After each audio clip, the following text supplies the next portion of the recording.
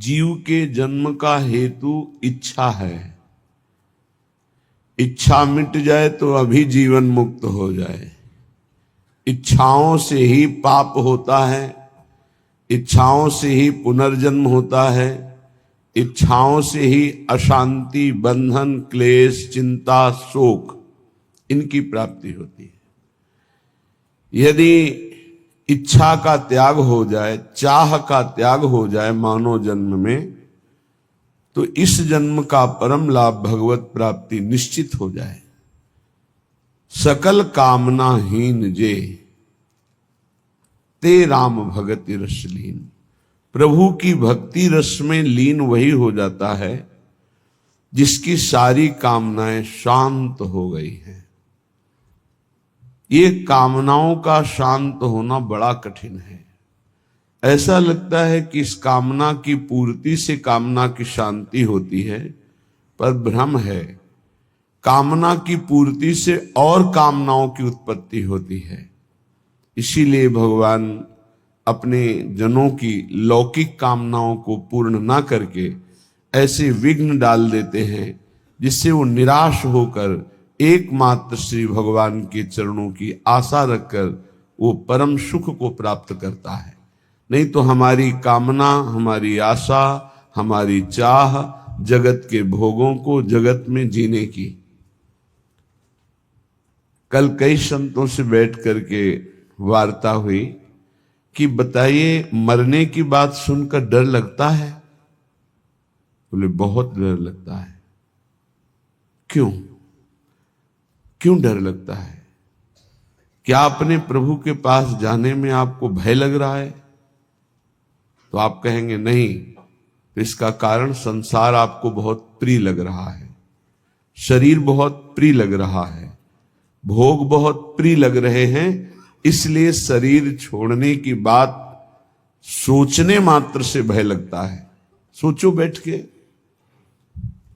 आधा मिनट सोचो कि अगर अभी मृत्यु आ जाए तो 30 सेकंड बाद मानो हम मर जाएंगे, कैसा लगेगा? अभी घबराहट पैदा हो जाएगी। यही मिटाना साधना है। मरने की तैयारी ना करने के कारण मृत्यु से भय लगता है। नहीं, मृत्यु श्री कृष्ण का आलिंगन है। भगवान कह रहे सब कुछ हरण करने वालों में मैं महान मृत्यु हूं। तो मेरे प्रभु ही तो मृत्यु रूप में आते हैं, फिर डरना क्या? डर इसलिए लग रहा है शरीर प्रिय है, भोग प्रिय है, संसार अच्छा लगता है। नाली का कीड़ा भी यहां बहुत अच्छे से जीना चाहता है, ऐसे उसको बहुत अच्छा लगता है, कभी प्रलय ना हो, कभी नाश ना हो, और ये मुझे नाली में रहने को मिले। शूकर अपनी इच्छा चाहता है।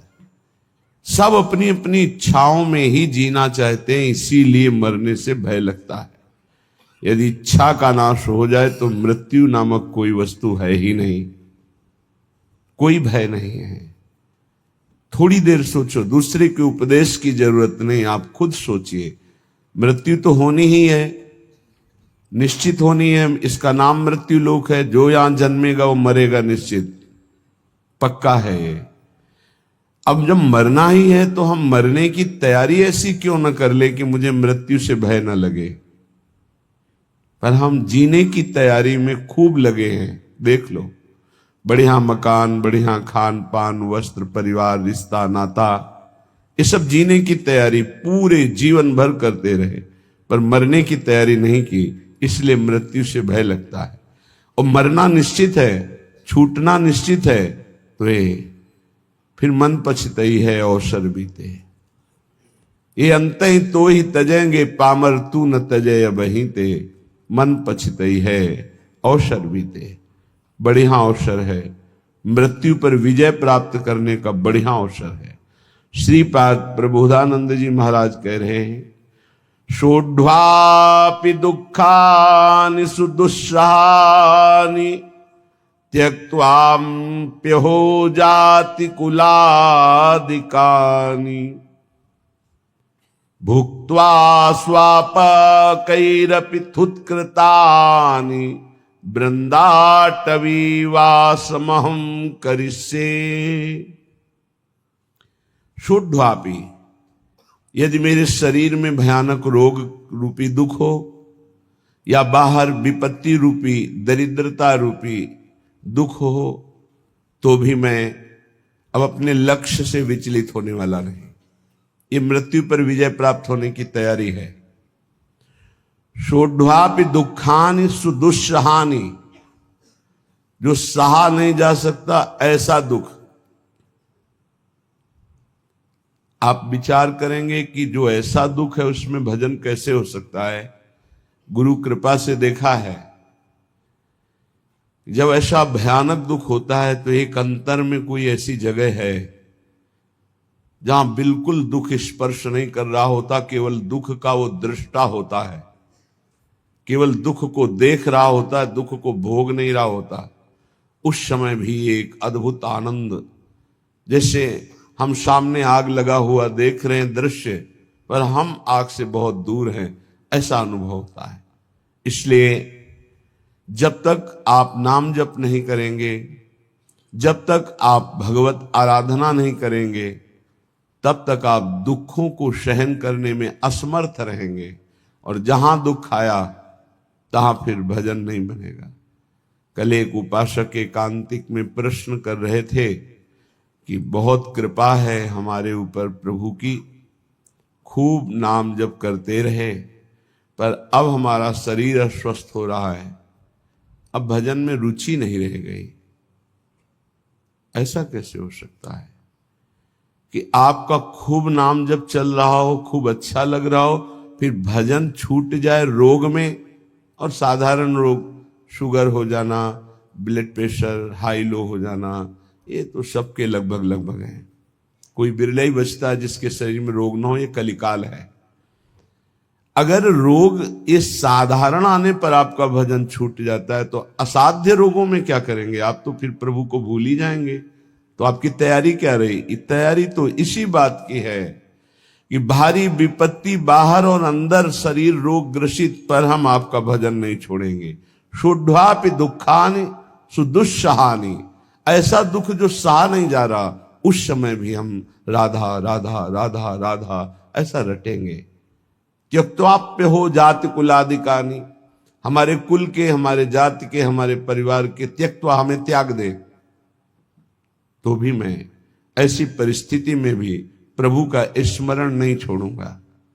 भुक्त्वा स्वापाकैरपि थुत्कृतानि, बहुत ऊंची बात कह रहे हैं कि यदि मुझे श्रीधाम वृंदावन का वास मिले, आश्रय मिले, और मुझे नीच जनों का जूठन पाना पड़े, तो मैं वो पा करके रहूंगा, पर अब मृत्यु की तैयारी में कसर नहीं रखूंगा, अब मृत्यु पर विजय प्राप्त करूंगा। धाम का आश्रय लेकर सत्संग करते हुए नाम वाणी में ऐसा चित्त डुबूंगा कि शरीर अस्वस्थ हो तो भी भजन न रुके, भारी विपत्ति हो तो भी भजन न रुके, परिवार के लोग हमें त्याग दें तो भी भगवद आश्रय न छूटे, और हमको जूठन मांग के खानी पड़े तो भी भगवद आश्रय नहीं छोड़ेंगे। ऐसे पुरुष को परम पद की प्राप्ति होती है। इतना धैर्यवान होना चाहिए। ये छुटपुट विपत्तियां, रोग, ये हमारे पाप कर्म के प्रभाव से ही आते हैं। हमको आनंद पूर्वक सहना सिखाता है सत्संग, शास्त्र, भजन, ये सामर्थ्य देता है। भजन नहीं तो बातों से नहीं सह पाओगे। इसीलिए यावत स्वस्थमिदम कलेवरम यावत च दूरे जरा, जब तक आपका स्वास्थ्य ठीक है, वृद्धावस्था दूर है, तब तक भजन कर लो। ऐसा अभ्यास कर लो कि किसी भी स्थिति में भजन न छूटे। घर छोड़ने के पहले गुप्त रूप से 4-4 दिन, 5-5 दिन भोजन का त्याग करने का अभ्यास गुप्त रूप से किया, क्योंकि हमको बाहर मिले ना मिले तो हम कैसे रह पाएंगे। पहले तैयारी की जाती है। एक एक को मृत देखा, एक एक को मृत देखा, मां को, परिवार को, सबको। जब अंदर आ गया कि सब ये शरीर मृत हैं, और अंदर ही आ गया कि कई दिन भोजन न मिलने पर भी मैं भजन अपना नहीं छोड़ पाऊं, नित्य निरंतर भजन करते हुए मैं बाहर परिवार से, भोजन से, सबसे विलग होकर के भी जी लूंगा, पहले अभ्यास किया, फिर निकल पड़े। जब निकल पड़े तो कदम पीछे नहीं, आगे। चाहे जितनी गाली, अपमान, दुख, सर्दी, गर्मी, बरसात, हर कष्ट सहते हुए पशुवत शरीर का व्यवहार, जैसे पशु ऐसे व्यवहार, जैसे पशु की न रजाई है न कंबल है, जो मिला सो खा लिया, जहां मिला वैसे पड़ा, ऐसे शरीर। तब वो जाकर के अंदर वेदना जागृत हुई, कैसे ब्रह्मबोध हो, कैसे भगवत प्राप्ति हो। अब तो जीवन का लक्ष्य केवल भगवत प्राप्ति। तब जहां कहीं भी चित्त की वृत्ति विशेष संयोग के लिए लालायित हुई, वहीं रो रो कर प्रभु से प्रार्थना, प्रभु बचाओ, ऐसी वृत्तियों से बचाओ जो आपसे विमुख कर रही। बस एक ही उपाय मिला है आज तक विषयों पर विजय प्राप्त करने का, रोकर भगवान से प्रार्थना करना। नहीं, विषय इतने प्रवीण है कि इंद्रियों को बलात् अपने में तन्मय कर लेते हैं। इंद्रियां इतनी प्रबल है कि मन को बलात् अपने में अधीन कर लेती। मन इतना प्रबल है कि बुद्धि को अधीन कर लिया। बुद्धि इतनी प्रबल है कि जीवात्मा उसी में तन्मय होकर भोगों में लग गया। ये कहने में इतना समय लगा, तन्मय होने में इतना भी समय नहीं देता। विषय एक सेकंड में तन्मय करा देता है। जहां तन्मय हुआ वहां भ्रष्ट हुआ। इसलिए कैसी भी परिस्थिति हो, भजन का अभ्यास कर लो। जीवन में एक ही बात दृढ़ निश्चय रही गुरु प्रताप से, हमारा स्मरण न छूटे। बस उसके लिए पूरा जीवन लगा दिया गया है, स्मरण न छूटे। हजारों के बीच में या एकांत में, भूख प्यास में या छके हुए, अपमानित होकर या सम्मानित होकर, सर्दी, गर्मी, बरसात, कोई भी परिस्थिति हमें भगवान से विमुख न कर पावे। कोई कहने वाला थोड़ी था परमार्थ में जब चले, कोई सिखाने वाला थोड़ी था।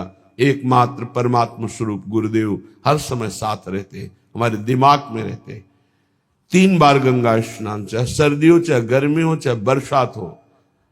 एक ब्रह्म मुहूर्त 3 बजे 4 बजे के बीच में जब भ्रमण करते थे, अगर कहीं रुके तो 2 बजे के बाद उठकर गंगा किनारे। पर भ्रमण में ऐसी, क्योंकि पता नहीं कौन कहाँ घाट है, कहाँ स्नान करना है, तो 4 बजे के लगभग।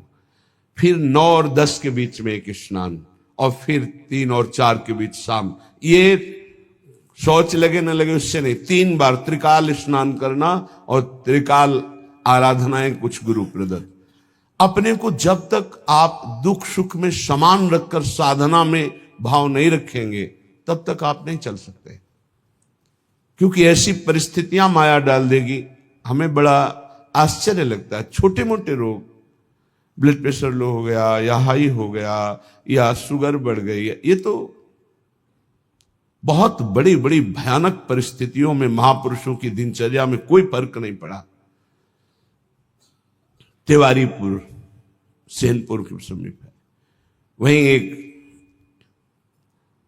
पंजीरी बाबा रहते थे।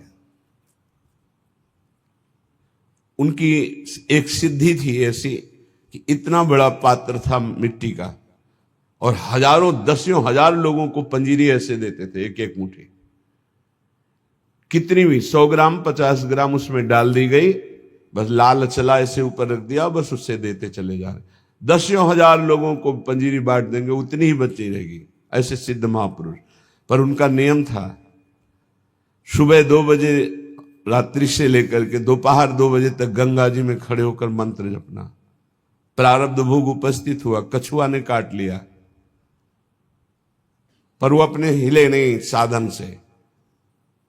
अब वहां दंडवत प्रणाम करने वाले हजारों लोग, लेकिन पूछने वाला कौन होता है, आप कैसे हैं? ये तो कोई बिरला ही। अब उनकी सड़न पैदा हुई, उसी पैर में मवाद बनने लगा। वो वैसे ही दिनचर्या, कीड़ा पड़ गए, वैसी दिनचर्या। जब कीड़ा पड़ गए, दुर्गंध आने लगी, तब दूर से लोग दंडवत करते, पंजीरी लेने नहीं नजदीक आते, तो हंसते। ये संसार है, हंसते।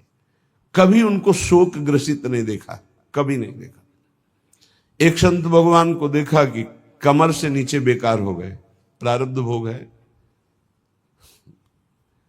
ऐसे हाथ के ऐसे बल से गंगा जी जाना, स्नान करना, अपनी दिनचर्या में जब उनसे बात करते अमृतमय आनंद में डूबे रहते।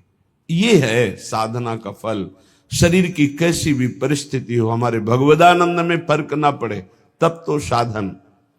तो कह रहे हैं शुद्धापि दुखानि सुदुस्सहानि, तैयार हो जाओ। देखो ये तैयारी है मृत्यु पर विजय प्राप्त करने की। चाहे जैसी दुख की परिस्थिति हो, चाहे जैसी परिस्थिति, भजन न छूटे। आप भजन को पकड़ने की कोशिश करें, भजन आपको पकड़ लेगा। जिस दिन भजन पकड़ लेगा उस दिन छूटेगा ही नहीं, रात दिन गूंजता रहता है। कैसी उसको आनंद की अनुभूति होती होगी जिसका निरंतर मंत्र चलता है, नाम चलता है। तो ना हम गमिष्यामि सताम समीपतो, वृंदावन छोड़कर, वृंदावन के रसिकों को छोड़कर मैं किसी भी महापुरुष का संग नहीं करूंगा। ना हम गमिष्यामि सताम समीपतो, जो प्रिया प्रीतम के प्रेम रस से अनविज्ञ हैं, उस रस के ज्ञाता नहीं है, मैं उनका सत्संग नहीं करूंगा और ना ही करना चाहिए। क्यों? क्योंकि हमारे भाव को पुष्टता मिलेगी, इष्ट मिले और मन मिले, और मिले भजन रस रीति। जहां इष्ट मिले, भजन रस रीति मिले, प्रेम रस का मन मिले, वही सत्संग में रंग आएगा, अन्यथा बाधा पड़ जाएगी। क्योंकि बहुत प्रकार की भक्ति है, बहुत प्रकार के भक्त हैं, बहुत प्रकार की साधना है, बहुत प्रकार के साधक है। तो हमारे समाधान का, चित्त के समाधान का विषय रसिक जन है।